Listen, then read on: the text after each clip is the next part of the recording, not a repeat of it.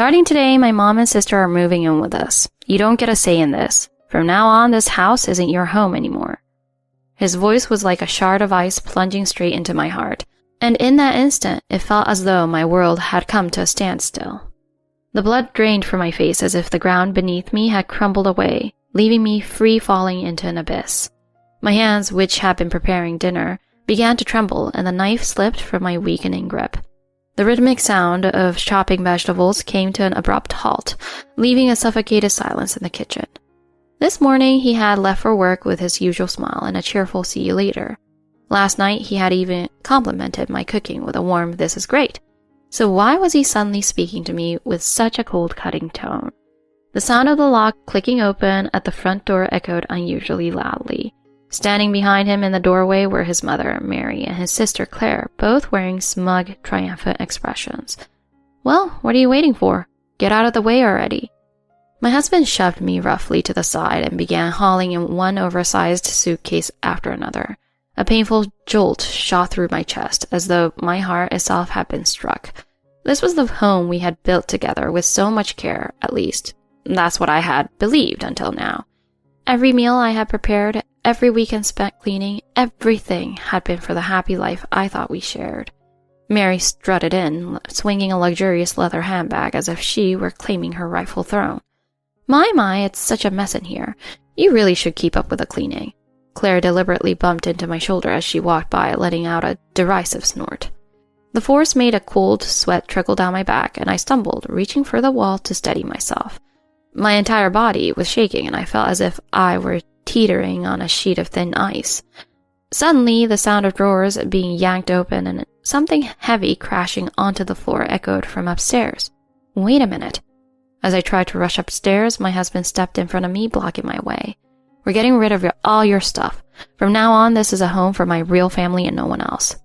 His eyes held a coldness I had never seen before. I felt a tightness in my throat, rendering me unable to speak. What am I supposed to do now? A crushing pressure wrapped around my throat, stealing my voice and leaving me utterly powerless to respond. My mind raced with panic. What was I supposed to do now? My name is Justine Reed. I'm 32 years old, and 3 years ago I married Mike, the man I thought was the love of my life. Until today, it had just been the two of us in this home. I worked full-time, as did Mike, but even with both our salaries combined, owning a home and keeping up with a mortgage felt like an unattainable dream. As a matter of fact, my grandparents originally lived in this house before us. 4 years ago, when my grandmother passed away, my parents decided it would be best for my grandfather to live with them, as living alone was no longer feasible for him. Instead of leaving the house vacant, my parents offered it to us as a place to live after we got married. We were allowed to live here for a fraction of what a similar house in the area would cost to rent. Though it was an older home, my dad had given it a full renovation as a wedding gift, making it feel fresh and comfortable. It was a charming 2-story house with a spacious living room, and I felt nothing but gratitude for my grandfather for letting us live here. Since we're living in a house now, I was thinking we could get a pet. I've always dreamed of having a cat. What do you think? I had asked Mike this question shortly after we moved in.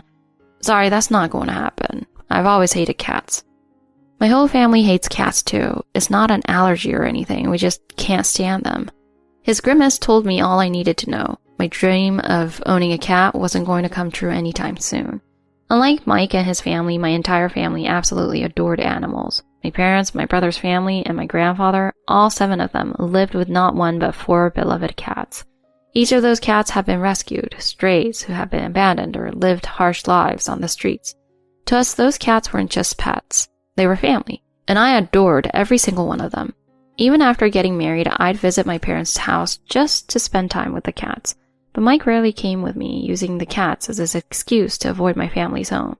Even during our first visit as an engaged couple, he flinched every time one of the cats came near him. Seeing his discomfort, my parents tried to reassure him. Mike, I understand you don't like cats, but these ones are really sweet. Exactly.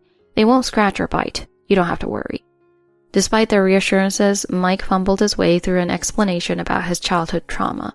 When I was a kid, there were strays everywhere near my house. They'd hiss at me if I got too close, and sometimes they'd drop dead mice right on our porch. It freaked me out.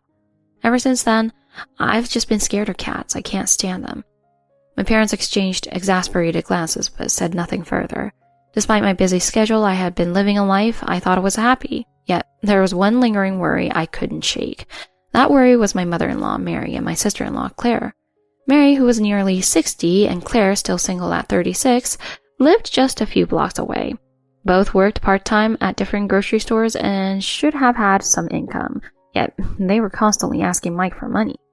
They were chronic overspenders, chasing a lifestyle they couldn't afford, which left them perpetually broke. Knowing Mike would always cave, they frequently came to our home to demand money. Because we lived here practically rent-free, Mike used the money we saved to pay for their apartment, leaving me to cover all our household expenses. Utilities, groceries, dining out, everything fell on my shoulders more often than not. I found myself wondering why I was even working full-time. Mike, I really need you to stop giving them money.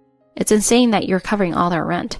We don't even live with them, yet you're paying their living expenses. That's not normal. Yeah, but if I don't give them money, they won't stop nagging me. Honestly, it's easier to just throw money at the problem than deal with their tantrums. Besides, they're relying on me to survive. If I stop helping, they'll end up homeless. He made it sound like he was worried about his mom and sister, leaving me at a loss for words. I knew that no matter how much we talked about it, nothing would change, so I gave up pressing him further. Unfortunately, the situation only got worse. What is this?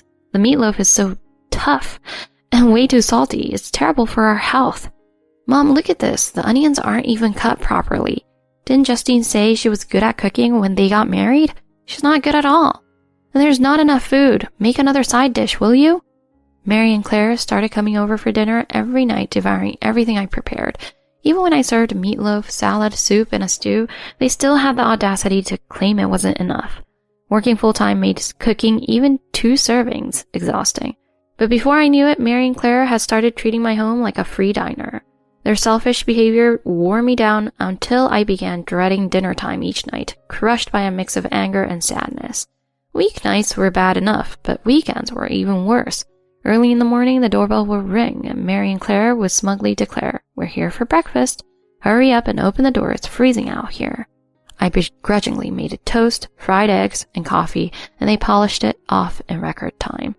After that, they sprawled out on my living room sofa and napped until lunchtime.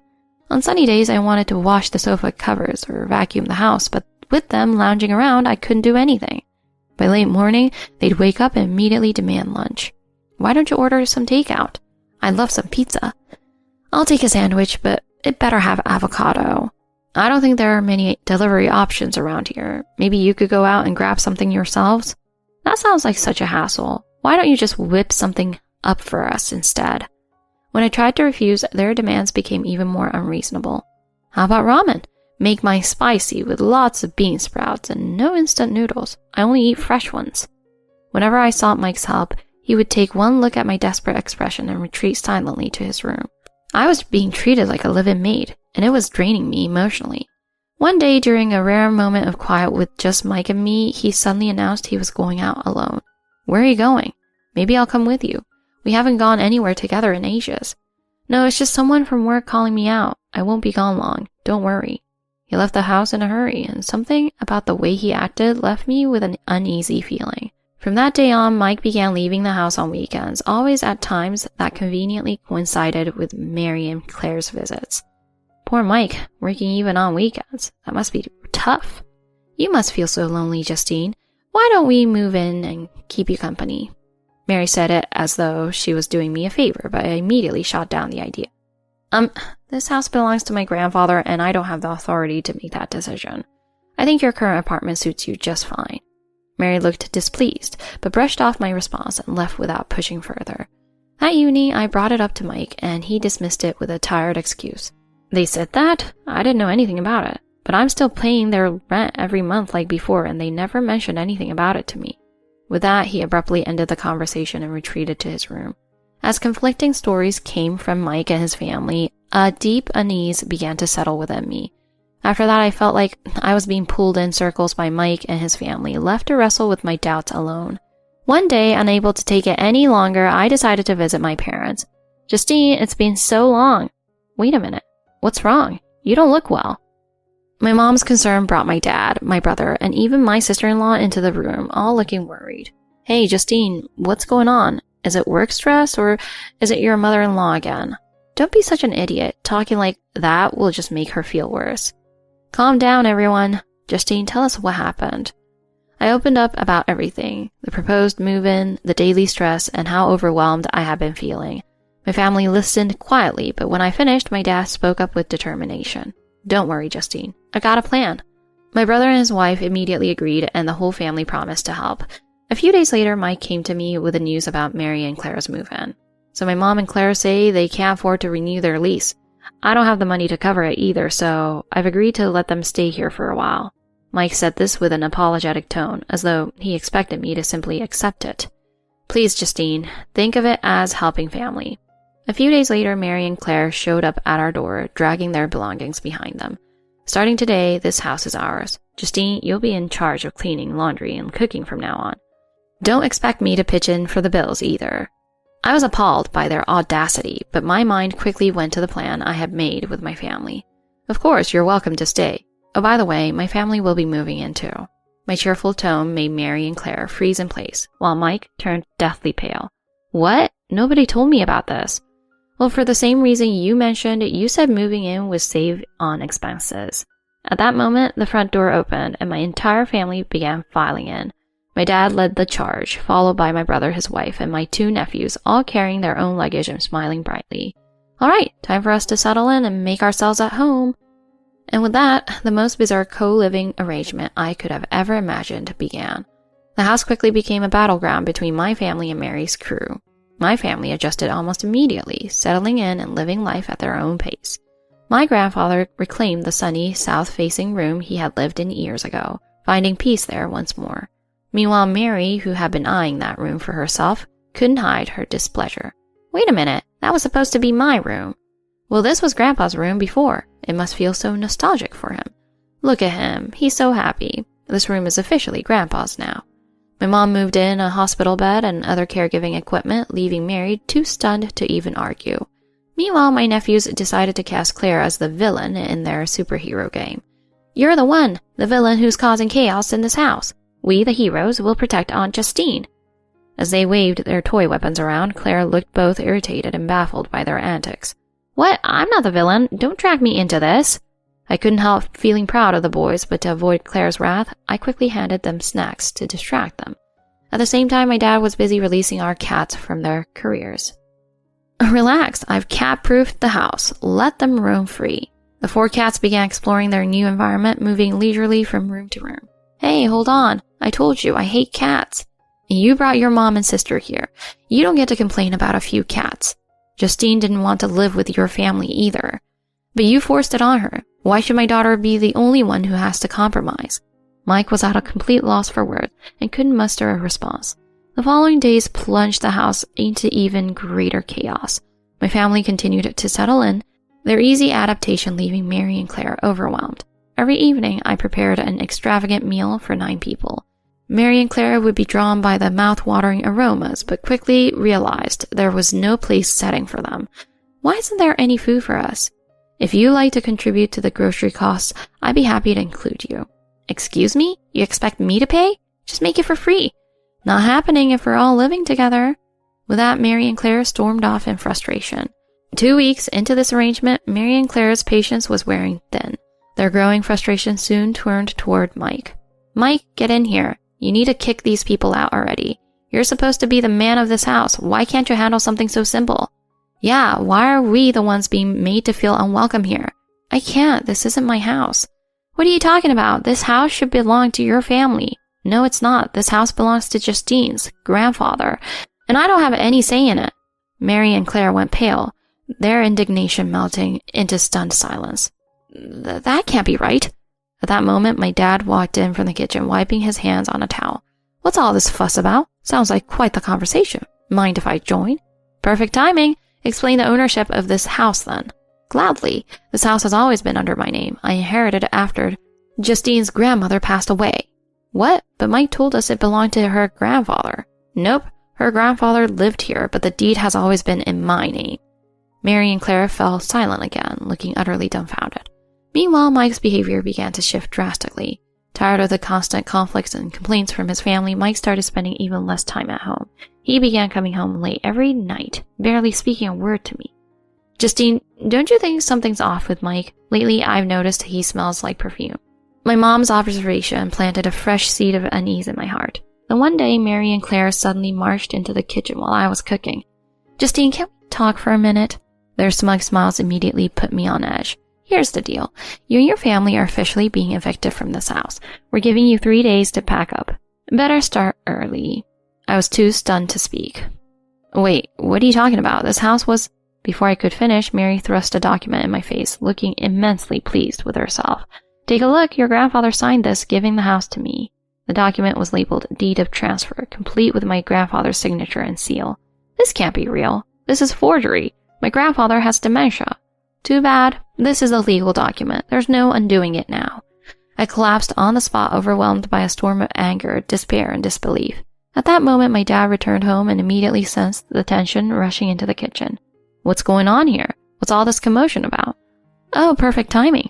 Here's the transfer document. It's all official. Your father gave me the house. My dad took the document, examining it carefully with a calm expression. I see what's going on. Justine, don't worry. This isn't valid. Those simple words ignited a flicker of hope in my heart. What are you talking about? This has his signature and his seal. It's official. Mary leaned forward, anger and desperation coloring her voice. I'll give you this. It does look authentic at first glance. But like I explained before, the title to this house has always been under my name. That signature carries no legal weight. Mary and Claire's faces turned an unsettling shade of pale. What? But Mike said this house belonged to the grandfather. That's true. He lived here, but the ownership never transferred to him. Besides, any document signed by someone diagnosed with dementia is legally null and void. Mary stood there speechless while Claire opened and closed her mouth like a fish out of water. And this? It reeks of forgery. That's a serious crime. Why don't we let the police confirm that for us? When my dad firmly suggested contacting the police, Mary and Claire began visibly shaking. Wait, don't do that. That's not what I meant. Hold on, it's just a misunderstanding. We weren't serious about it. At that moment, the front door opened and Mike walked in. I'm back. What's with the tension in here? As Mike stood there clueless, Mary clung to him, panicking. Mike, help us. Do something. We might get arrested. Mike turned to me for an explanation, but I simply handed him the document my dad had been holding. As Mike's complexion darkened, his phone slipped out of his pocket and clattered to the floor. The screen lit up with a new notification, and the message that appeared left me speechless. Lynn, I love you. Mike? With that single message, something inside me shattered completely. When I read the message aloud, the entire room fell silent. Who's Lynn? Mike reached for his phone, but Mary's grip on him kept him frozen. It's not what it looks like. It says hurry up and divorce her so we can be together. Care to explain? I scrolled through the messages, my hands trembling. I'm already carrying Mike's baby. That's what it says. The atmosphere in the room turned icy, the weight of the revelation pressing down on everyone. Ah, so this explains why you've been coming home late recently.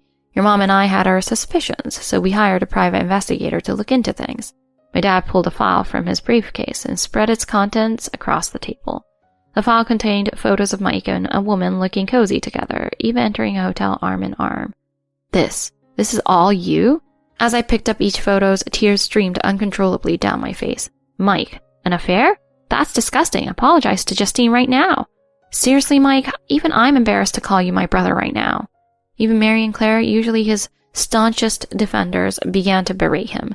According to the investigator's report, this affair has been going on for years. On top of that, he's been spending a fortune on this woman. So the money you claimed was for your mom's apartment, it all went to her, while I was covering the rent and every single living expense? I glared at Mike, my entire body trembling with fury. I want to marry Lynn. Mike said it defiantly, as if the words absolved him. I'm divorcing Justine and making Lynn my wife. His words left me dumbfounded, unable to respond. You want a divorce? In that case, you don't deserve to live here another minute. Justine, kick this loser out already. While my dad's fury was building, Mary and Claire started panicking, realizing their place in the house was now in jeopardy. Wait, this isn't our fault. Justine, please let us stay. Yeah, kick Mike out. He's the problem, not us. You ignored me every time I asked for help, didn't you? You tried to steal my grandfather's house and refused to pay for anything. Why on earth would I let you stay here? Mary and Claire had no retort, settling for glaring at me instead. Shortly after, Mike prepared the divorce papers and I signed them without hesitation. 3 days later, Mary, Claire, and Mike moved into Lynn's small apartment. With them gone, the house was finally quiet again. Mike and Lynn quickly remarried, officially tying the knot before their baby was born. But with Mary and Claire tagging along, their new marriage crumbled almost immediately. Unable to bear Mary and Claire's selfishness, Lynn moved back to her parents' house soon after the baby was born. With nowhere else to go, Mike now shoulders his mother and sister's burdens while drowning in debt. Meanwhile, I began my new life in my grandfather's house. Although the large house sometimes felt lonely, my family's frequent visits filled it with warmth and comfort, reminding me that I was never truly alone. At first, I was nervous about living here by myself, but now I finally feel like I can live my life the way I want. One day, my mom brought up a local cat rescue organization. "Jessica, did you know there's a kitten at the shelter that nobody's adopted yet? Why don't you go check it out? You might fall in love with one." Being a lifelong cat lover, I jumped at her suggestion and decided to visit the shelter. At the shelter, a tiny black kitten sat curled up in the corner, staring up at me with wide, curious eyes. This is the one. Its eyes were shy and cautious, yet there was a faint glimmer of hope and trust that tugged at my heart. I decided to name him Pepper, and together we started a brand new chapter in both of our lives. Living with Pepper became a source of immense comfort and joy, a soothing balm for my soul after everything I had been through. My family began visiting every weekend, bringing laughter and chaos into the house. With them and Pepper, loneliness was no longer a part of my world. I've come to realize just how invaluable my family's support has been. I don't know where I'd be without them. From now on, I'll continue cherishing my family while living a life that's true to myself. With Pepper at my side and my family always near, I took my first steps into this new chapter of my life with a bright, hopeful smile. Husband during my pregnancy. Housework is your job. Right pointing arrow. Here's what happened when he got the same harsh treatment. Housework is your job. There he goes again, like it was a mantra. My husband, Jake, never lifts a finger for himself and expects me to do everything for him. But when I bring this up, his go-to excuse is always the same. I'm too busy with work. It wasn't just a matter of being busy. He even had the audacity to start calling me a nagging control freak. I'd had enough. My patience was completely gone. It was time for him to learn just how strong a mother can be. My name is Emily. I started eating yogurt for breakfast to lose weight, but I couldn't resist piling on all kinds of toppings. Fruit, granola, you name it. So of course, instead of losing weight, I ended up gaining some. And here I am, at 40 years old, getting diet tips from my teenage daughter, Chloe. "Mom, you need to watch your carbs," she said the other day. She's turning into a little nutritionist, and honestly, it's both impressive and a little annoying. Luckily, Chloe's on the track team for her high school and has agreed to jog with me, so I'm planning to get moving and lose weight the healthy way. I guess dieting by changing my eating habits isn't for someone who loves food as much as I do. But losing weight through exercise, that seems pretty manageable, especially with Chloe's support. Although I haven't stepped into a pair of running shoes since giving birth to my daughter, I've overcome much tougher challenges in my life, after all. Let me take you back about 15 years, when I was just starting to get my life in order. I was pregnant for the first time and completely clueless. I spent hours chatting with friends, asking for advice on everything. Thinking back, it feels so nostalgic now. Sure, I had my worries, but I was mostly excited, counting down the days until I could meet my baby. Those days should have been some of the happiest of my life, but instead, I found myself trapped in a problem that overshadowed everything else. "Hey, Emily, can you grab me a beer?" Jake said it so casually, like it was no big deal. If I had been standing right next to the fridge, maybe it wouldn't have bothered me. But he was sitting right next to me, handing me his empty can and asking for another. Here we go again. I let out a long sigh. Whether it was a soda or beer, Jake never got it himself. What could be so hard about getting up and walking over to the fridge himself? Was he just one of those old-fashioned the husband is king types? That wasn't exactly the case either. When we first got married, he used to do everything himself. But after he started working longer hours, I felt bad for him.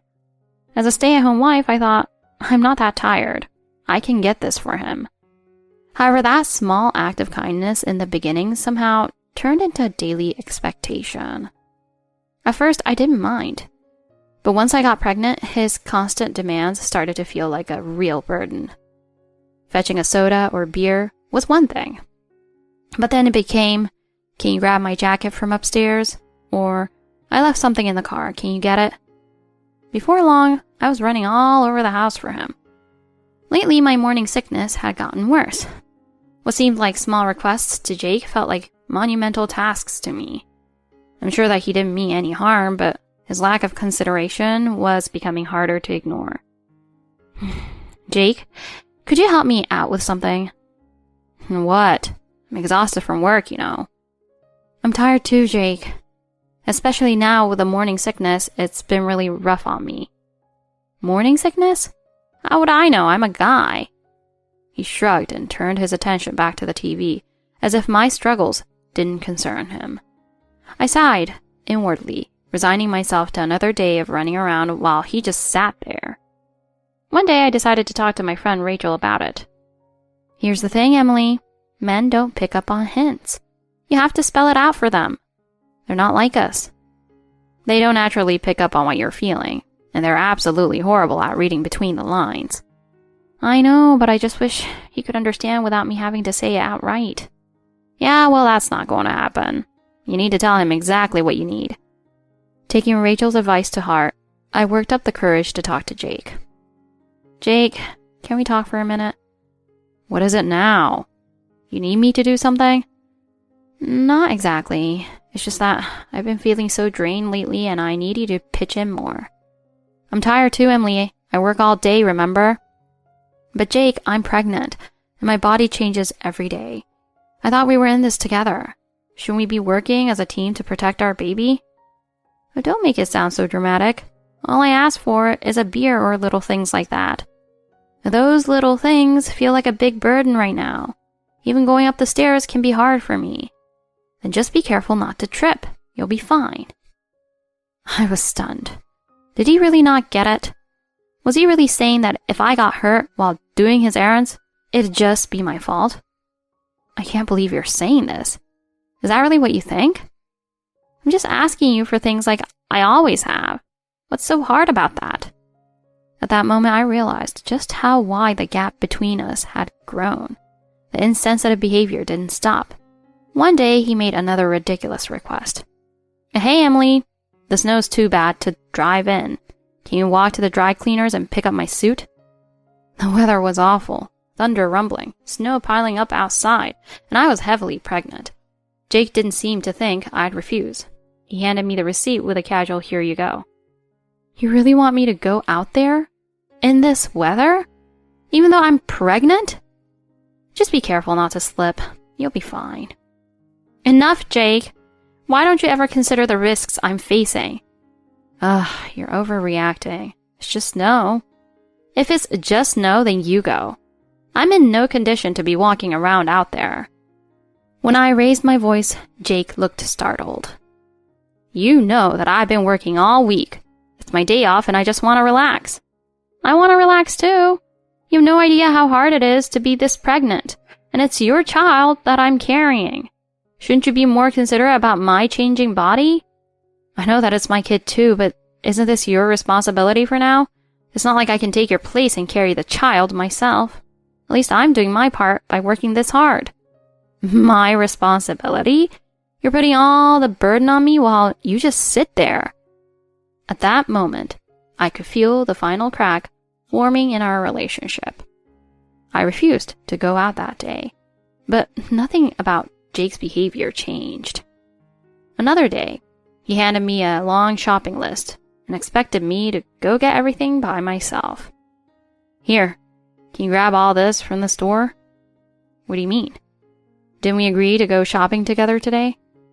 That was the plan, but I had to work overtime yesterday. I just want to take it easy at home today. But there's no way I can carry all this on my own. And besides, half of the list is your personal things. Come on, it's honestly not that much. You can manage it, right? You'll be fine. Whether it was a joke or not, Jake seemed perfectly fine sending me out alone. Jake, do you even hear yourself? I'm in my final month of pregnancy. I could go into labor any day now, and you're telling me to just push through it? Fine, I'll go. But you know what? I work all the time. What kind of life is this? Reluctantly, he grabbed the car keys, grumbling as he headed out the door. At that moment, I thought to myself, I can't live like this anymore. Not knowing where else to turn, I decided to call Jake's mom, Linda. Linda, I'm having such a hard time with Jake lately. I told her everything. The dry cleaning, the shopping list, his refusal to acknowledge how hard things were for me. That's how he's been treating you? What a disappointment. I definitely don't remember bringing him up to be so disrespectful. Emily, I'm so sorry. You don't need to endure this nonsense anymore. Jake will need to start taking care of himself from now on. I'll make sure of it. Oh, but Linda, I don't want to burden you. You're not a burden. I want to help. Until the baby is born, let me do whatever I can for you. Her words brought me to the verge of tears. Linda showed up at our house the very next day and took over the household chores. When Jake came home and saw his mom cleaning, he said, "Mom, why are you doing that? Isn't this supposed to be Emily's job?" "No, I'm doing this because I want to. And no, it is not her job because honestly, you should be helping more." Jake had nothing to say in response to her scolding. Jake stood there in stunned silence, unable to come up with a single excuse against Linda's scolding. Emily is about to give birth. How much longer do you plan to keep taking her for granted? If you don't step up, this family isn't going to function. Jake lowered his gaze and mumbled, "Fine, I get it." But his face still showed traces of resentment and irritation. Linda continued to take care of the household chores and insisted that I focus on resting. "Once the baby arrives, things will get even busier," she said with a warm smile. Her support was a lifesaver. Even with Linda stepping in, Jake didn't stop finding ways to criticize me. "So in the end, you're just relying on my mom. You're always dragging other people in to solve your problems." "Excuse me? I didn't force her to help. She offered because she cares about us." "It's still your responsibility, though. The housework is your job, so stop slacking off." "Are you kidding me? I've never slacked off a single day." In that moment, I felt something inside me snap. "That's it, Jake. I can't keep living like this anymore. I want a divorce." Jake's eyes widened in shock, his mouth opening slightly as he froze in place. "What? Where is this coming from? You're not serious, are you?" "There are so many reasons, Jake. We've fought over and over. Don't act like you don't know why.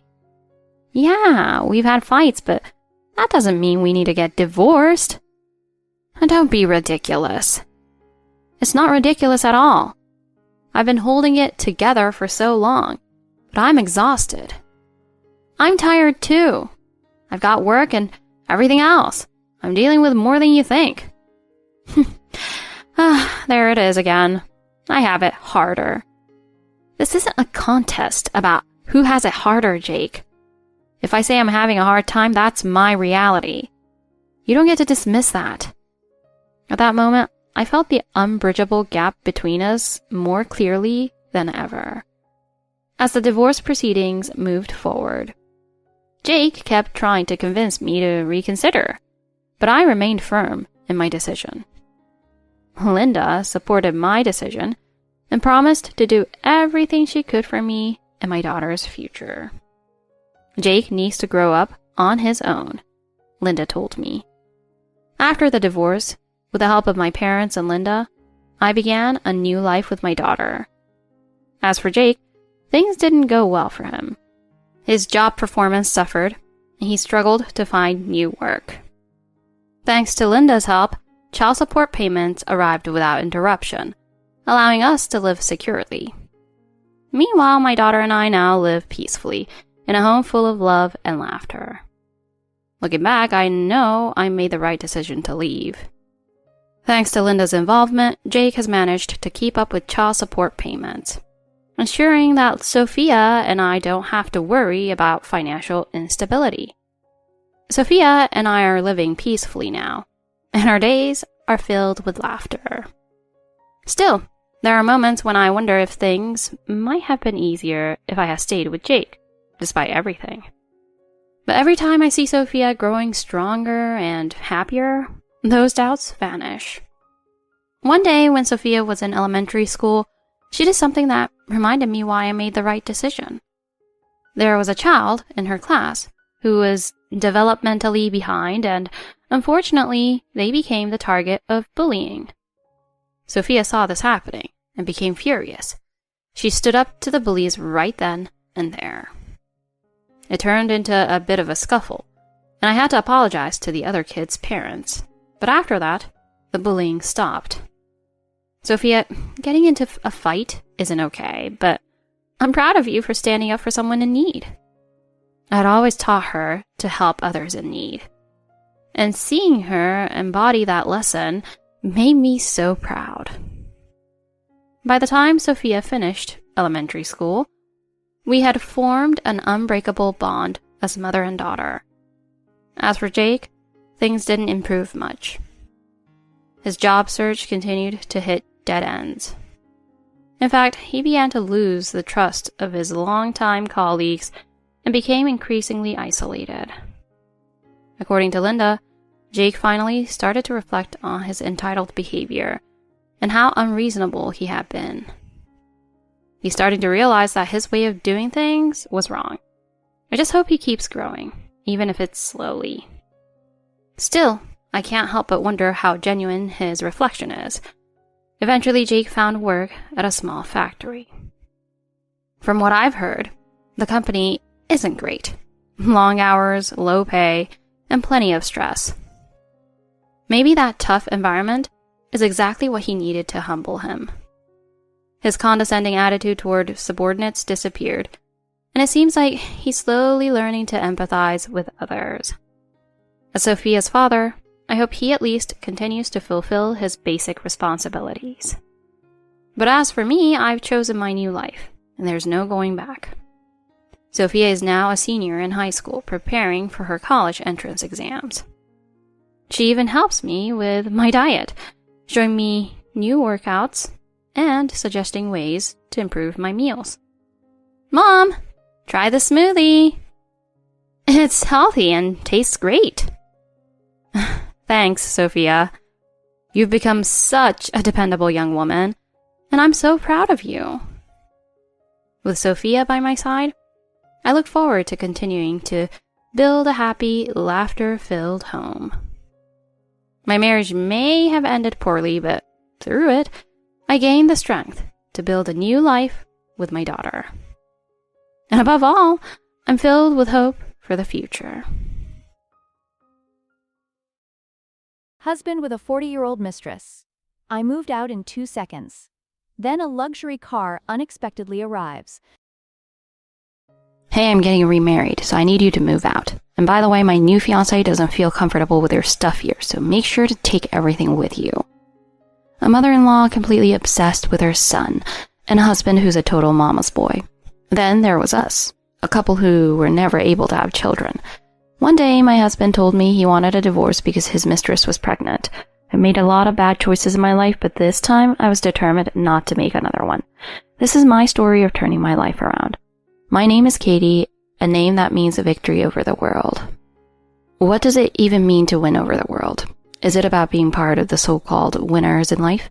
If so, I'm definitely not living up to my name. When I was little, my parents got divorced and my mom was the one who raised me. When I was in middle school, news came that my father had passed away. My mom and I went to the crematorium to say our final goodbyes, but the man lying in the casket looked like a stranger to me. My so-called father had never been involved in my childhood since the day he and my mom split up. They say life now lasts 100 years, but I've already crossed the halfway mark. I'm 51. Lately, I've found myself wondering, what has my life been all about? At the age of 30, I married my husband Adam, who's 3 years younger than me. Adam, like me, was raised in a single-parent household by his mom. But unlike my mom, who raised me alone without child support, Adam's father passed away about a year after Adam started working. My dad had life insurance, and by then I had already started working, so my mom has always been a homemaker. When I went to meet Adam's mom before the wedding, she said to me, "My son can be a little dependent at times, so I'm so happy someone as reliable as you is marrying him. You two newlyweds probably want to live alone for a while, so don't even worry about me." I thought she was such an understanding mother-in-law, which made me feel confident about marrying Adam. I figured that even if we ended up living together after having kids, we'd manage just fine. But when we got engaged and started looking for a new home, Adam suddenly said, "I'm worried about leaving my mom alone, so I'd like her to live with us. Besides, we'll probably have kids in a few years, and she'd move in then anyway." It wasn't just the idea of living with her, it was the way he phrased it that bothered me. A few years from now anyway? Did he really need to say anyway like it was already a settled matter? Still, I planned to keep working for the foreseeable future, and having someone at home to help with chores didn't seem so bad. So I agreed to have her move in with us. After graduating high school, I took a job at a nearby delivery company because I didn't want to burden my mom financially. I've always enjoyed driving, and I figured it suited me better than sitting behind a desk in an office. At first, I drove a small van delivering packages, but eventually I transitioned to larger trucks. Before long, I was earning more than most women my age. Adam worked in the HR department at one of the companies I regularly delivered to. He was slender, with delicate features that some might even call handsome, and he had a gentle demeanor. "Katie, you're always so cheerful. Every time you make a delivery, it feels like you bring this energy with you." That's what he said to me, and I couldn't help but feel drawn to him. Soon he started inviting me out to dinner. One thing led to another, and by the time I was 30 and Adam was 27, we were married. For some reason, I've always attracted men who are a bit too attached to their mothers and lacked confidence. I'm a truck driver, played basketball in high school, and stand 5 feet 6 inches tall, weighing about 130 pounds, solidly built for a woman. Maybe it's just a stereotype, but strong, protective men seem to prefer delicate girls who look like they need saving. Guys like that rarely show interest in someone like me. Adam certainly came across as a slightly mama's boy, timid type. But after getting married, I realized he wasn't just a little of a mama's boy, he was a full-blown one. And while I thought he was just timid, he turned out to be selfish and overly reliant on others. Before we got married, he called me Katie, but right after he started calling me you, or just hey. It was a small but surprising change. Our married life began in Adam's family's 3-bedroom apartment. One room was for his mom, one was our bedroom, and the third was Adam's personal room. We moved a queen-size bed to Adam's late father's study and turned it into the master bedroom. I didn't have a room of my own, but I spent most of my days at work, and my truck felt like my personal space. So I didn't mind not having one at home. "Katie, you're working hard, so leave the housework to me."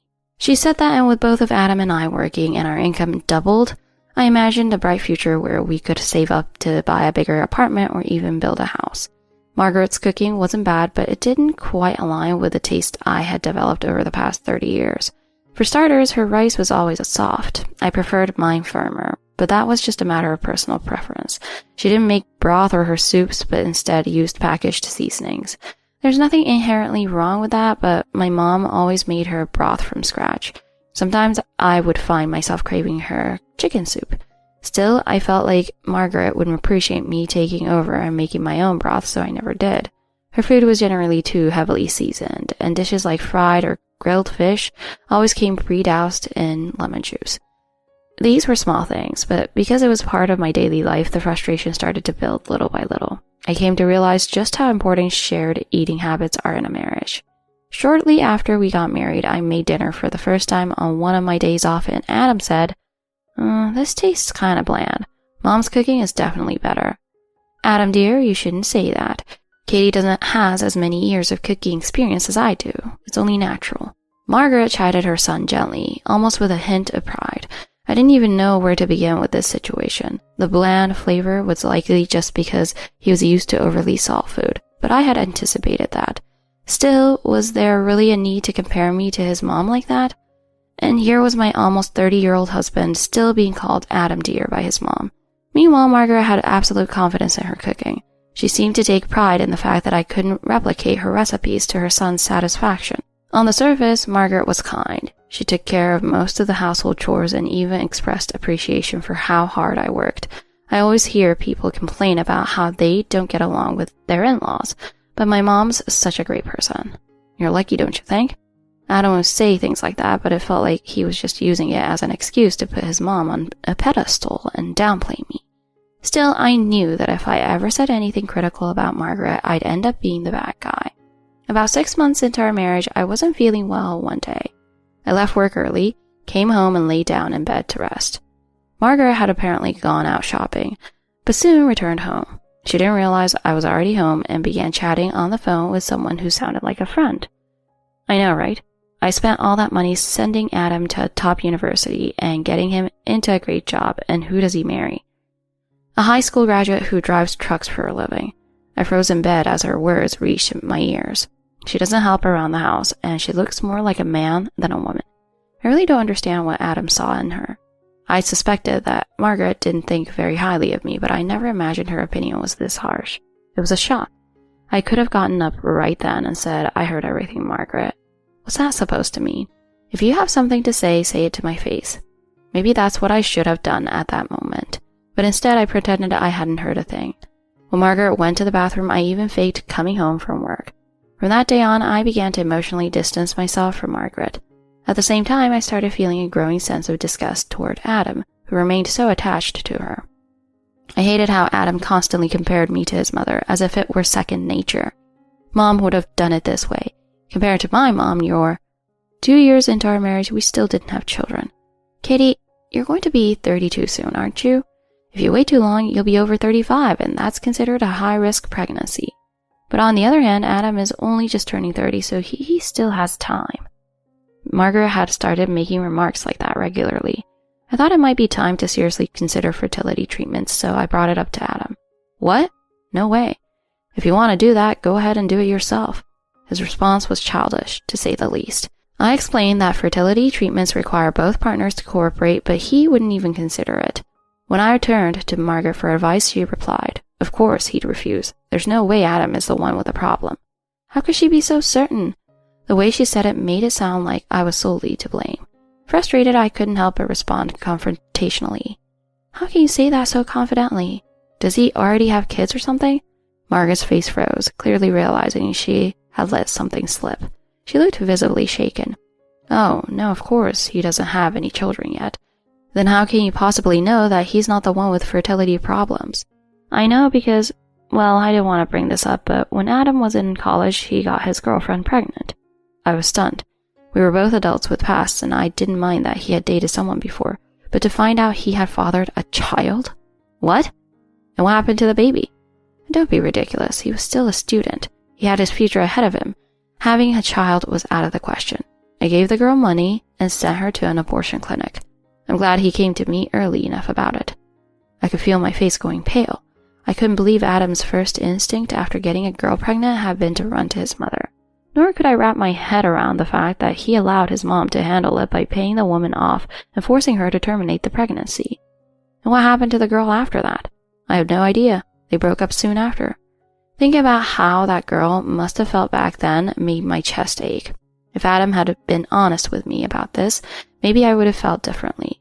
But between a mother-in-law who doted on her son while secretly disliking me, and a husband who couldn't care less, I couldn't help but question whether this marriage was worth continuing. Still, I couldn't find a decisive reason to end it. In the end, we never pursued fertility treatments. Outwardly, things seemed peaceful, but emotionally, I felt nothing but a growing distance. Whatever was going on in my mind didn't seem to matter to Adam or Margaret. As long as the two of them were close and happy, nothing else seemed to concern them. Margaret had been saying for years that she wanted to see a grandchild, but he started to think she didn't really mean it. After living with her for so many years, I realized something. She didn't want me to have a child and gain any sense of importance in the family. She couldn't bear the thought of Adam's attention shifting from her to a baby. At least that's what I came to believe. In the end, I never got pregnant, and before I knew it, I had turned 50. His only significant change during that time was that we built a house when I was 40. At that time, Adam and I both had steady jobs and neither of us had any expensive hobbies, so we decided to invest in a home. Looking back, instead of committing to build the house, I wish I had decided to get divorced. Although we were able to put down a significant deposit, we still had to take out a mortgage, which ended up tying us financially. Still, the new house had a room just for me, a space where I could spend time alone, and that brought me a surprising sense of satisfaction. Adam wasn't abusive, unemployed, or a gambler. There are plenty of women out there putting up with far worse husbands. I kept telling myself this, and that's how I got through my days. These days, we no longer eat together as a family. Margaret stopped cooking for me, and I stopped caring. I just made what I liked for myself. I continued working as a driver, eventually earning a promotion and a better salary. I'd say I was living comfortably. However, if someone asked me if I was happy, though, I wouldn't be able to say yes. And lately, I had started suspecting that Adam was seeing someone else. Oddly, I didn't feel jealous or angry about it. If anything, I thought, finally, a reason to get divorced. I packed my most important belongings into a case and stored it in the closet, ready for the day it would happen. Life is a series of choices and decisions. I must have faced many of those moments myself. Maybe I didn't always make the right choices, but that's something no one can ever truly know. I wasn't particularly unhappy, but I wasn't happy either. I wasn't rich, but I wasn't poor. Having passed life's halfway point, I often found myself wondering, is this the life I wanted? And then one day, Adam suddenly told me, "Hey, I'm getting remarried, so I need you to move out. My fiancé doesn't feel comfortable with your stuff here, so make sure you take everything." Ah, so it's finally happening, I thought, feeling strangely detached. She's pregnant. The baby is due soon, so you need to leave immediately. Margaret's cold, dismissive tone made it clear she was firmly on her son's side, as always. The two of them were as inseparable as ever. Sure, no problem. I pulled out my phone and made a call. "Hi, it's time. I'll be moving out now. Please arrange for the movers." Adam and Margaret were both stunned at how quickly I had arranged the move.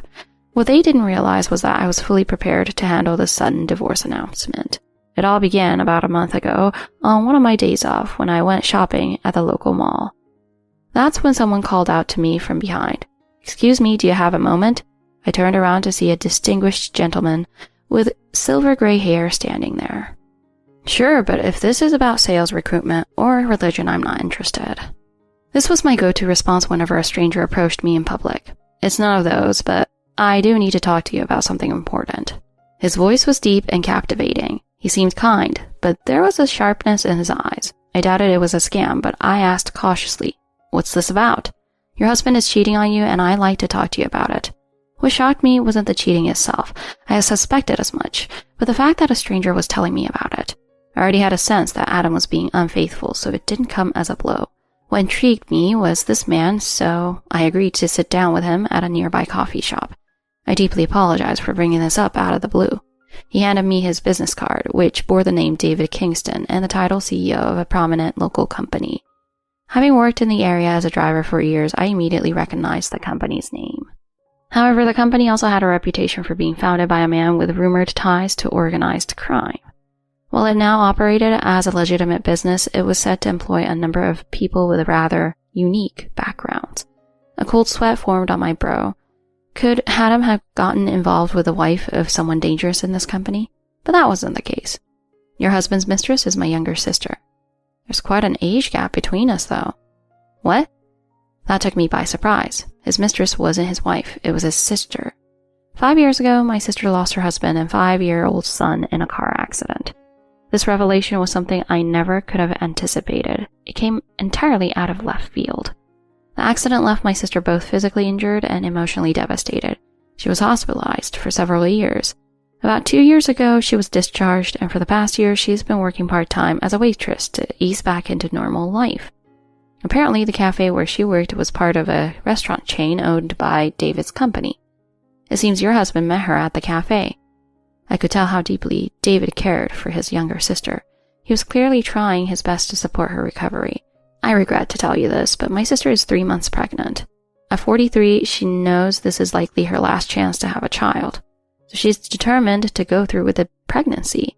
I know it goes against what's right, but after losing her husband and son, I can't help but want to grant her this one wish. David bowed his head solemnly, his expression earnest. "Oh, that's fine." Excuse me? My calm response seemed to catch him completely off guard. It would be strange to say that I'm happy to hear all this, but I'll divorce my husband. We don't have any children, and if someone else needs him, that's probably for the best. But there's no need to apologize. On the other hand, thank you for being upfront with me. David thanked me, bowing deeply once again. Rest assured, you'll be fully compensated.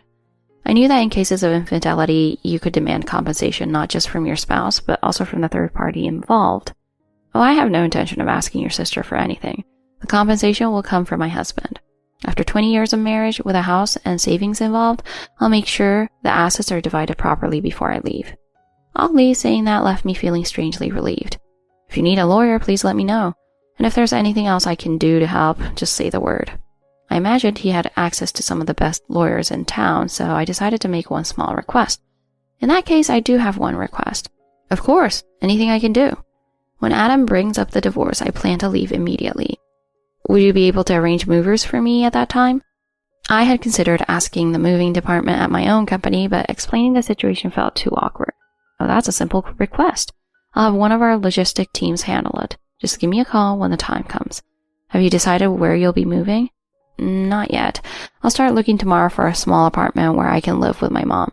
In that case, I'll introduce you to one of our affiliated real estate agents. They'll find you a great place, no deposit or fees required. I marveled at how wide-reaching his business ventures were and decided to take him up on his offer. There's one thing I feel I should mention. As his wife, I really wouldn't recommend Adam to anyone. He's completely dependent on his mom, and his personality leaves a lot to be desired. Are you sure your sister wants to be with someone like him? When I said that, David smiled warmly. Well, everyone has their strengths and weaknesses. If my sister has chosen him, I'll respect her decision. That said, if he ever makes her cry, I won't forgive him. Though his tone was calm, there was a distant edge to his words. With a brother like him in her corner, I doubted either Margaret or Adam would dare mistreat his sister. After I hung up from arranging the move, I turned to Adam. Since we're divorcing because of your infidelity, you'll be paying me proper compensation. The house, the savings, everything will be split fairly. What? Why on earth would someone like you deserve such a huge payout? Exactly. I'm not giving you a dime. I had expected this reaction. Just then, a sleek black car pulled up in front of the house. The doorbell rang, and Adam peeked out of the window, looking uneasy. There's some fancy car parked outside. I opened the door, and there stood David. I've come to escort you. The movers will be arriving shortly. Dressed in such an expensive suit, David left Adam and Margaret visibly unsure of how to respond. This is the brother of your mistress. What? Oh, nice to meet you. Margaret looked stunned, while Adam seemed utterly confused. Thanks for coming. We were just discussing the division of assets and compensation, but it seems he's refusing to pay. I see. Well, in that case, I'll have my lawyer handle it. Wait a second. Why is her brother involved in this? And how do you even know him? Her brother came to speak with me on her behalf. Oh, and by the way, he's the CEO of a very prominent local company. For a moment, both Adam and Margaret's faces lit up. Maybe they thought they'd hit the jackpot with this new connection. But just so you know, while it's a respectable company now, it started out as, let's just say, less than lawful. When I said that, David gave a wry smile and said, I had no idea that you knew. Well, I've been a driver in this town for years. As soon as I saw your company name on the card, I connected the dots. The mention of the company's origins made it obvious that Margaret and Adam were now both terrified. Don't worry, it's all legitimate now. Of course, if his sister ever ends up unhappy or mistreated, well, I wouldn't want to imagine what might happen. I smiled sweetly as I delivered the thinly veiled warning, knowing full well the weight of David's presence behind me. Shaken to their core, Adam and Margaret didn't put up much of a fight. They quickly agreed to the division of assets and compensation. I signed the prepared divorce papers, gave instructions to the movers who had just arrived, and carried my suitcase to the door feeling lighter than I had in years. David had arranged for me to move into a luxurious apartment near the station. The spacious 2-bedroom apartment was fully furnished, with a balcony so large you could easily play catch on it. And the rent? About the price of a tiny studio apartment. I can't possibly accept all this. My sister took your husband from you. If anything, you have the right to demand far more. No, this is already more than enough. I put off dealing with the problems in my marriage for so long, partly because of my indecisiveness, but maybe deep down, I've been waiting for a reason to finally end it. In a way, I feel like I should be thanking you. When I said that, David looked at me with what seemed like admiration. They say life lasts 100 years now, and I've reached the halfway point. From here on, I want to spend the rest of my life living exactly how I want to. With a balcony this big, maybe I'll start a garden, or adopt a big dog to keep me company. Maybe I'll even take a break from work and go on a long trip. I couldn't help but feel light and carefree, so I shared my plans with a surprising amount of enthusiasm. That sounds wonderful. Traveling with you sounds like it would be a lot of fun. His comment caught me off guard, and I felt my heart skip a beat. I made sure to secure a fair share of the marital assets and proper compensation from Adam. Since dividing the house wasn't feasible, I left it to Adam and Margaret and took my portion in cash instead. Given the remaining balance in our savings, I figured Adam was left nearly penniless. To make matters worse for him, the house still had 5 years of mortgage payments left. David apparently had a frank conversation with his sister. You took someone else's husband, and as a penalty, I won't be helping you or your husband in any way. You'll need to figure things out together. Adam and Margaret must have assumed that marrying the sister of a major CEO, despite his past ties to organized crime, would lead to financial support or favors. However, with no support forthcoming from David, they were left bitterly disappointed. But they wouldn't dare complain to him directly. Adam now works 2 jobs, and Margaret has even started working part-time, something she's never done before. This is because David's sister turned out to be a domestic marvel. Even Adam, who used to praise Margaret's cooking above all else, was impressed. With her pregnancy, she had taken over all the household duties. For Margaret, who had never worked a day in her life, this turn of events was incredibly upsetting. The stress of her unfamiliar supermarket cashier job, combined with jealousy, led Margaret to start petty acts of harassment toward David's sister.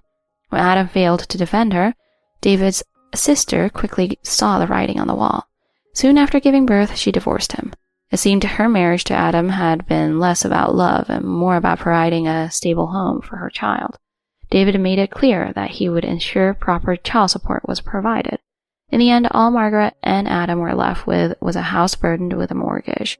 Adam lost his savings, his child, and his wife. Well, they can grow old together as the close-knit mother and son they always were. And if that turns into elder-to-elder caregiving someday, it'll be none of my concern. As for me, I now enjoy my mom's home cooking every day and head off to work feeling content with my life. There's truly nothing like my mom's chicken soup. Since then, David and I have been meeting occasionally for meals and movies. It feels almost like we're dating. David lost his wife 10 years ago, and we're both single now.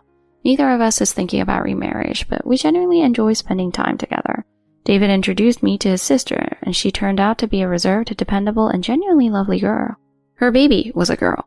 I have no blood connection to the baby, but for some reason I can't think of her as a stranger. I adore her like she's my niece.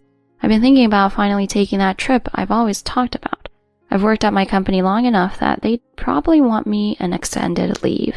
I shared this idea over a bottle of vintage wine in a cozy private room at a restaurant known for its amazing food. That trip? Would it be alright if I came along?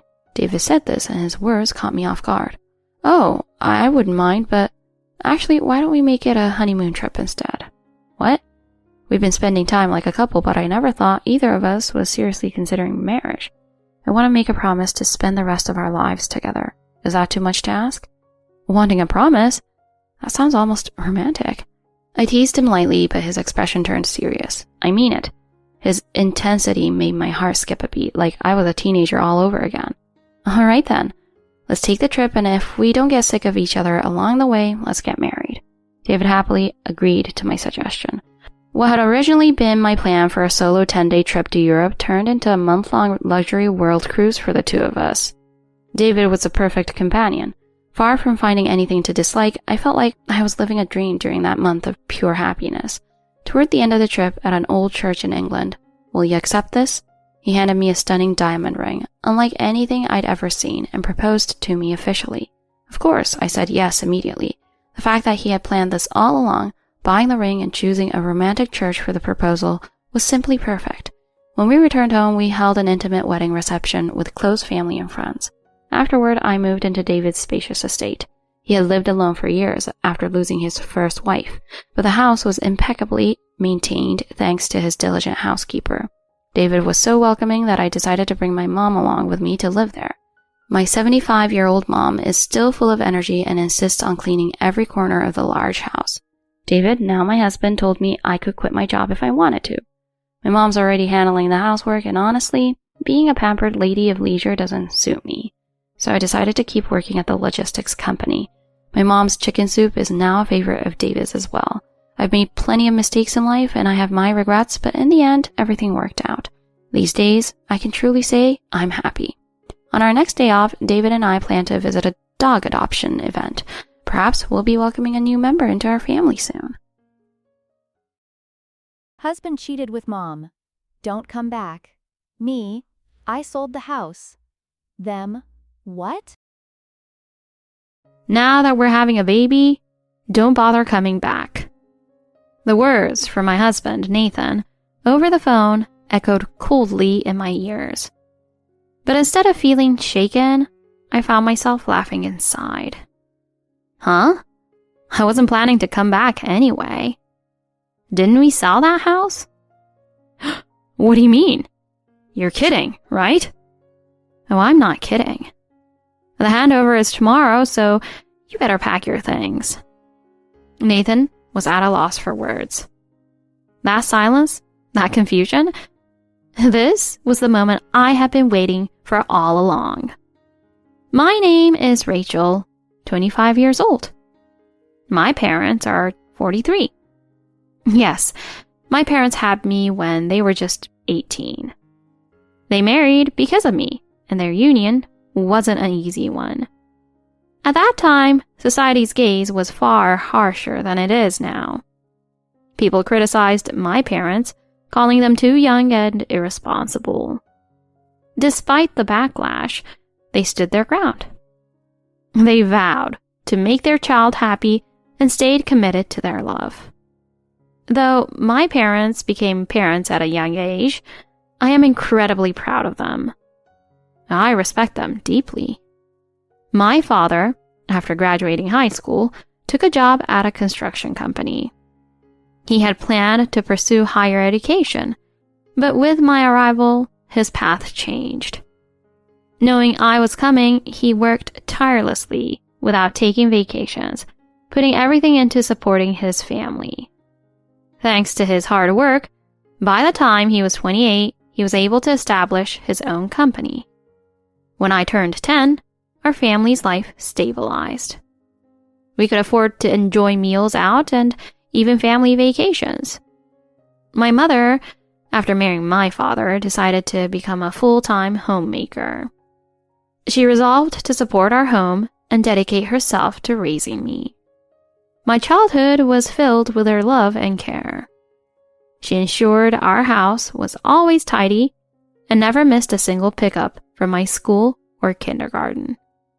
I still remember how she always stood out at parent events, radiating warmth and dedication. Back then, my mother was my pride and joy. But as my father's company began to succeed, things started to change. Dad, why is Mom coming home so late lately? Where does she go? She's been going out to eat or shopping with her friends. I guess she needs to unwind since I've been so busy and we've had less time together. Oh, okay. But it makes me a little worried. I see your point. I'll keep an eye on things too. My mother started becoming more extravagant. The days of her careful budgeting seemed to vanish. She began buying brand name items and going out more frequently. Despite this, my father never criticized her. He deeply appreciated the 10 years she spent holding our family together. One day, I overheard my father asking my mother for help with the company. Terry, the workload is increasing. Can you lend me a hand at the office? No way. Working is so unbecoming. What do you mean by unbecoming? If we don't work to earn, we won't have food on the table. His tone showed a flicker of frustration. My father had always worked tirelessly for our family. Hearing her disregard his effort hurt me deeply. What would I even tell my friends? That I'm working a mundane job? It's embarrassing. It's for the family. A little help would mean a lot. I have my own life. I do all the housework, don't I? Isn't that enough? I see. Got it. The word unbecoming lingered in my mind. It pained me to see my mother, who once supported my father so steadfastly, change so drastically. Yet my father never voiced his complaints. He continued working diligently, pouring himself into protecting and providing for the family. When he suggested family vacations, my mother often declined, citing how busy she was. Ironically, she had time for trips abroad with her friends. Dad, why don't you say anything to Mom? Don't you think her behavior lately is a bit strange? I owe her a lot, Rachel. I wouldn't be where I am today without her support. But that was a long time ago. Don't you feel a bit sad seeing how she is now? Maybe, but everyone has their way of pursuing happiness. Who am I to judge her for that? His words left me speechless. In that moment, I realized the depth of my father's love for my mother. But at the same time, I couldn't shake the feeling that their relationship had grown fractured. Despite it all, my admiration for my parents didn't waver. My father's tireless work ethic and my mother's past kindness has shaped the person I have become. Dad, you really love Mom, don't you? Of course. She's the reason I've come this far, and I'm grateful to have her and you in my life. His words and warm smile always inspired me to protect our family. Time passed, and 14 years after that conversation, I was preparing to get married. My fiancé, Nathan, was a colleague from work. His serious nature and gentle demeanor had drawn me to him, and our relationship naturally evolved into one of love. However, I'll never forget my mother's gaze the day I introduced him. Her usual soft smile was replaced by a look as if she were assessing a prized possession. She scanned him from head to toe, her eyes lingering uncomfortably long on his face. Nathan, you're tall and handsome, and you seem so kind. A great catch. Thank you, but really I'm just an ordinary guy. Nonsense. You're wonderful. Almost too good for Rachel. Her comment made me instinctively frown. My mother's gaze returned to Nathan, her eyes sharp and probing. Nathan, though slightly flustered, didn't seem to mind her attention. Rachel's always been a bit of a spoiled girl, you know. She might be a handful sometimes. Are you sure you're ready for that? Not at all. If anything, she's always been a huge help to me. Oh, how sweet. You're such a gem, Nathan. Rachel is lucky to have found you. As she spoke, she casually brushed her hair back, a gesture she rarely made in public. It felt oddly performative. I noticed Nathan's cheeks flush slightly, his demeanor a mix of comfort and subtle flattery. Nathan's expression seemed awkward, yet there was a hint of approval hidden beneath it. I dismissed my unease, convincing myself it was just my imagination. After our marriage, Nathan and I moved into a small apartment to begin our new life together. However, my mother found frequent excuses to visit, claiming she was worried about us. She offered to help with cooking and cleaning, yet her actions hinted at intentions beyond mere assistance. One evening, while Nathan and I were having dinner at home, my mother made a casual remark. Nathan, this apartment is quite nice. The layout is convenient, and the kitchen looks easy to use. I think so too. Rachel picked it out herself. Oh, did she? Well, I bet if you had chosen, it would have been even more stunning. As she spoke, my mother placed her hand lightly on Nathan's arm. The gesture seemed natural, but something about it felt off. Her hand lingered for a moment too long, and I felt a strange unease bubbling within me. My discomfort only grew when Nathan left his previous job to work at my father's company. After Nathan joined the company, my mother started visiting the office regularly under the pretense of checking on my father's work. But it soon became clear that her real interest was Nathan. Good morning, Nathan. Are you leaving early today? Good morning. Yes, I should be done by the end of the workday. In that case, would you mind accompanying me somewhere? I found a lovely little restaurant I'd like to try. Nathan hesitated for a moment, but ultimately relented, offering a nervous smile. Sure. I suppose I can spare a little time after work. Should we invite Rachel to join us? Oh no, just the two of us will be fine. Just the two of us? Nathan's surprise was evident, but my mother quickly brushed it off. Rachel has work today, doesn't she? Yeah, I guess I do. My mother's insistent behavior left me feeling a growing unease I couldn't ignore. Her frequent visits to the office, coupled with her overt friendliness toward Nathan, became more blatant over time. My high school friend who happened to work at my father's company occasionally shared details with me. Rachel, your mom's been at the office a lot lately. She seems really attentive to Nathan. Her words confirmed my worst fears. My mother's actions grew bolder with each passing day. She began showering Nathan with attention and finding reasons to spend time alone with him. One evening, while Nathan and I were preparing dinner, my mother's voice came from the living room. Nathan, are you managing okay? You've been working so hard lately. Don't let Rachel run you ragged. Oh, it's nothing like that. I just want to do my best for her and the family. Oh, you're so thoughtful. If you ever feel overwhelmed, don't hesitate to lean on me. I'm always here for you. Her tone had a sweetness that felt inappropriate. Listening from the kitchen, I felt an unfamiliar chill run down my spine. Over time, I began to notice that Nathan no longer rebuffed my mother's advances.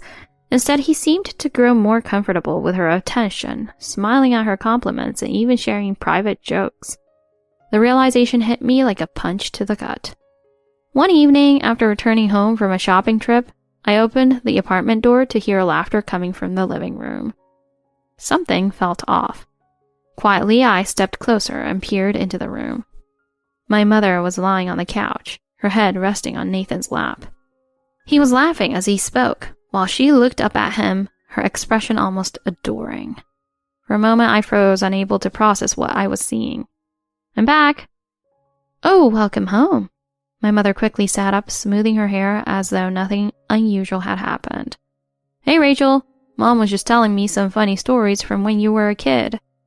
Nathan smiled, but his expression was stiff, his hands clenching nervously on his lap. Yes, we were just reminiscing. Nothing too serious.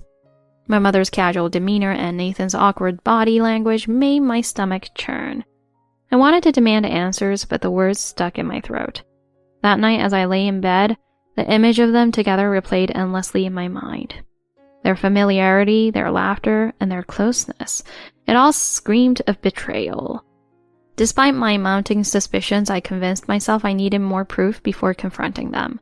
And so I began observing their interactions more closely. My mother's comments grew bolder. Nathan, you're such a wonderful man. Rachel is so lucky to have you. If I had someone like you by my side, maybe my life would have turned out differently. Nathan would laugh awkwardly, but he didn't push her away. I hated myself for not confronting them sooner. Then one day, tragedy struck our family. My father, who had been looking increasingly unwell, collapsed suddenly. I noticed his fatigue and asked if he was okay several times, but he always brushed it off. Dad, are you sure you're fine? You've been looking tired lately. Don't worry about me, it's just work stress. When the hospital called to inform me of his condition, I rushed to his side, only to find him unconscious. Despite the doctor's efforts, my father never regained consciousness. Losing him was a devastating blow. The days that followed were a blur of funeral preparations, condolence visits, and difficult discussions about the future of his company. Determined to preserve my father's legacy, I decided to join his company full-time and work alongside my uncle, who would take over as CEO. Nathan, I've decided to work at my father's company. I want to carry on his vision. So, does that mean I'm the new CEO? What? No, my uncle will be running the company. I'll be supporting him. Nathan's face darkened, and he spoke in a low, frustrated tone. That doesn't make any sense. I'm your husband. Shouldn't I be the one inheriting the position? His entitlement shocked me. The conversation quickly escalated into an argument, with Nathan demanding recognition and my mother siding with him. Rachel, why are you clinging to that tiny company? You're holding Nathan back from his full potential. I was stunned by her words, but I resolved to stay firm in my decision. Mom, this isn't just about the company. It's about honoring Dad's legacy. Don't you understand that? Legacy? Rachel, that's just sentimental nonsense. Nathan has so much potential, and you're wasting it by tying him to that failing business." Her words stung, but I refused to back down. Over the weeks that followed, my mother's visits to our home became even more frequent. Each time, her presence felt more invasive, and her interactions with Nathan became increasingly inappropriate. One evening, exhausted from a long day at work, I returned home to hear their voices from the living room. "Nathan, you've been so stressed lately. It must be hard dealing with all this pressure." "Yeah, I guess it's been a bit overwhelming, but I'm managing." "You don't have to do it all alone. I'm here for you." Her tone was tender, almost seductive, and my heart sank as I stood frozen in the hallway. I clenched my fists, trying to calm my racing thoughts. That night, I lay awake, wondering how I had let things reach this point. My father's death had driven a wedge into my marriage, and my mother seemed intent on exploiting the gap. Not long after, I was assigned to a major construction project that required me to relocate for a year. "Nathan, I'll need to move closer to the project site for the next year. I hope you'll be okay managing things here on your own." "A whole year? That's a long time. I'll miss you." His words sounded sincere, but his tone lacked warmth. I forced a smile, hoping that this time apart might give us the perspective we needed. However, my absence only seemed to deepen the bond between Nathan and my mother. During weekend calls, I would often hear her voice in the background. "Mom, why are you always at our house?" "Oh, I'm just helping Nathan out. He's been so busy lately. Someone has to take care of him." Her casual tone did nothing to ease my growing suspicion. Then one night I called home unexpectedly. "Nathan, are you there?" "Oh, Rachel, Nathan's in the shower. I just made him dinner." My blood ran cold. The thought of them alone in my home, sharing meals, filled me with dread.